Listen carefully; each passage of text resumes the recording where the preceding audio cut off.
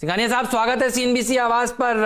और क्या good morning साहब, क्या गजब का मूव भारतीय बाजारों ने दिया है। और आज जब आप हमारे साथ मौजूद हैं तो 25,000 का स्तर बैंक निफ्टी ने भी हासिल कर लिया और 40,000 सेंसेक्स पर आ गए। तो पहले तो आपको इन सारे लेवल्स की बधाई। और बताइए व्यू क्या है आपका इस समय मार्केट पर, कैसे अप्रोच करेंगे मार्केट्स को इन लेवल्स पर आप? तो अगर आप देखिए तो लास्ट 5-6 महीने बहुत ही एक इवेंटफुल रहे हैं। मार्च में लोगों को डर था कि हमारे पास शेयर क्यों है, आज लोगों को घबराहट है कि हमारे पास शेयर क्यों नहीं है। सही है। तो ये जो मूड स्विंग हुआ है बहुत ही एक, मैं बोलता हूँ ना, आश्चर्य जन रहा है पक्का ही। तो ये व्यू जरूर था कि मार्केट बाउंस होंगे मार्च के बाद, जो पहला एक जो डर हुआ पैदा कोविड के रिलेटेड, बट इतनी जोर से बाजार बढ़ेगा ये सबको आश्चर्यचकित किया है। एक चीज हमें ध्यान रखनी चाहिए कि ये ग्लोबल फिनोमिना है, ये सिर्फ इंडिया में नहीं है, पूरे दुनिया में ऐसा देखा जा रहा है।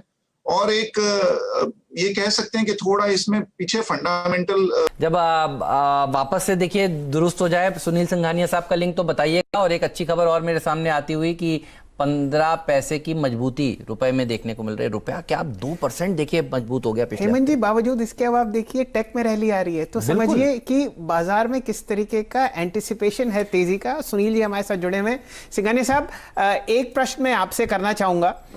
लगातार 5 महीने से आप बाजार में तेजी देख रहे हैं, ये बताइए फिलहाल आपकी जो पीएमएस स्कीम है वो किस तरफ रुझान रख रही है, कौन से सेक्टर्स आपको पसंद आ रहे हैं लॉन्ग साइड पर, और कहां पर आपको लग रहा है कि हल्का सा बाजार में यूफोरिया है?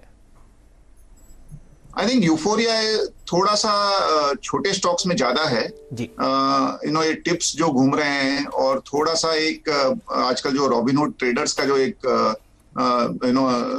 ट्रेंड चला हुआ है, but by and large I think हमारे जो पोर्टफोलियो है उसमें ऑब्वियसली फार्मा हमें ठीक लगता है, लेकिन एक बार थोड़ी बहुत जल्दी बढ़ गए हैं तो मेरे हिसाब से टाइम करेक्शन होगा।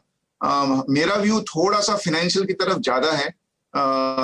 मुझे लगता है कि जो भी बैंक्स है जिसमें फ्रेंचाइज वैल्यू बहुत अच्छी है, जिसके प्रमोटर्स बहुत तगड़े हैं, ब्रांड नेम बहुत अच्छा है, और एनबीएफसीज भी जहाँ पे रेटिंग्स AAA वगैरह है, वो इंटरेस्ट रेट जो गिरावट आई है उसको देखते हुए और जो एक एक आशा है कि इकोनॉमी में भी जो थोड़ी सी स्टेबिलिटी आएगी, उसको देखते हुए आई थिंक सिलेक्ट एनबीएफसी और सिलेक्ट कॉर्पोरेट बैंक्स थोड़े ठीक लगते हैं।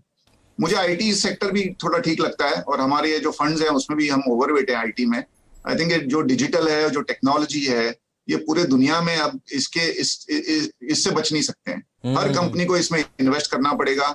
Indian companies are up there, और थोड़ा ये जो वर्क फ्रॉम होम है उसका एक्चुअली फायदा हो रहा है आईटी कंपनी को, क्योंकि उनके कॉस्ट काफी कम हो गए हैं। तो जो ब्रॉड बेस तो है ही रैली, बट ये 2-3 सेक्टर एटलीस्ट 6-8 महीने के हिसाब से काफी अच्छे लग रहे हैं। जिस हिसाब से आपने देखिए अपने ओपनिंग रिमार्क्स में कहा कि ये ग्लोबल रैली है और ग्लोबली हमने अच्छी रैली देखी है, भारतीय बाजारों में भी उसका इम्पैक्ट आ रहा है। ये बताइए एफआईआईज के फ्लोज क्या आपको लगता है कि ये जारी रहेंगे इस महीने भी, नई सीरीज में भी? क्योंकि हमने देखा कि 2 दशकों में अगस्त में कभी 45,000 करोड़ रुपए का निवेश नहीं आया। बैंक्स में देखिए खूब भर भर कर पैसा आ रहा है। बैंकिंग स्टॉक्स के लिए आपकी राय बताइए इस सीरीज के लिए और आगे आने वाले दिनों के लिए। अगेन अगर आप देखोगे ना तो ये आपने जो सही कहा कि 45,000 करोड़ एक महीने में मेरे हिसाब से 10-12 साल बाद में पहली बार हुआ है। इसके 2-3 रीजन है। पहला तो जो जियो प्लेटफॉर्म में जो $20 बिलियन की जो निवेश हुआ, उससे इंडिया पूरे ग्लोबल इन्वेस्टरों की नजरों में एकदम पॉजिटिव रूप से आ गया कि अगर कोई देश में अगर गूगल और फेसबुक और इतने बड़े बड़े नाम अगर इन्वेस्ट करते हैं तो देश को हम इग्नोर नहीं कर सकते हैं। तो वो एक चीज थी। दूसरी है ना, ये डॉलर जो है वो बहुत सालों बाद में वीक हो रहा है। अभी यूएस इन्वेस्टरों के लिए डॉलर एक तो वीक होना प्लस उधर इंटरेस्ट रेट्स 0.5% होना, उसके वजह से एक कैरी ट्रेड बन रहा है और वो उसके हिसाब से ही अदर देन यूएस में इन्वेस्टमेंट जा रहा है। तो इसके लिए आपको कमोडिटी, गोल्ड, इमर्जिंग मार्केट की इक्विटी, इसमें काफी एक इंटरेस्ट दिख रहा है और India is not far from there. तो आई थिंक ये लगता है कि कंटिन्यू रहेगा। कभी भी जो फॉरेन इन्वेस्टर्स का पैसा आता है वो एक महीने के लिए नहीं आता है, वो थोड़ा लॉन्ग टर्म के लिए आता है। और looking at the potential of India, और 130 करोड़ लोग हैं, अभी भी हम काफी सेक्टर्स में बहुत पीछे हैं ग्लोबल स्टैंडर्ड्स के हिसाब से, तो ये जारी रहना चाहिए। जहां तक बैंक का सवाल है, मैंने पहले ही कहा कि जहां पे भी अपने जो रेटिंग अच्छी है बैंक्स की, जहां पे ब्रांडिंग अच्छी है, जहां पे पेरेंट बहुत स्ट्रांग है, कैपिटल एडुकेसी बहुत अच्छी है, वहां पे इंटरेस्ट बरकरार रहेगा और बैंक्स भी इंटरेस्ट रेट जो कम हो रहे हैं उसके बेनिफिशियरी है। सुनील जी, आपने रॉबिनहुड ट्रेडर्स की बात करी और कई चीज़ें जो हम लोगों ने बाज़ार में सीखी थी कि 3 दिन की रैली के बाद शेयर मत खरीदो, थोड़ा इंतज़ार करो, पेशेंस बहुत ज़रूरी है बाज़ार में पैसा बनाने की। ये सब बातें अब ताक पे रख दी गई हैं और इस तरीके से रैली होती है कि खुद देख के थोड़ी परेशानी होती है। आप 3 कौन से सबसे बेहतरीन राय देंगे उन रॉबिनहुड ट्रेडर्स को और इन्वेस्टर्स को जो फ़िलहाल बाज़ार में आए हुए हैं, और किन चीज़ों से बच के चलें?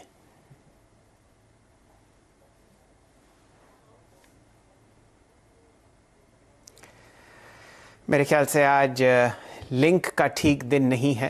हम सुनील जी को वापस जोड़ेंगे और इस सवाल का जवाब जो है वो अति आवश्यक है, लेकिन फ़िलहाल स्टूडियो में हमारे साथ नीरज जी जुड़े हुए हैं। इंडिया के नंबर 1 ब्रोकर जिरोधा के साथ जुड़िए, जहां पर आपका ब्रोकरेज कुछ भी नहीं लगेगा। ब्रोकरेज लगेगा तो सिर्फ इंट्राडे ट्रेड में, वह भी सिर्फ 20 रुपये। तो दोस्तों, अकाउंट ओपनिंग की लिंक डिस्क्रिप्शन में है, जाइए लिंक पर क्लिक करके जिरोधा में अकाउंट ओपन कराइए।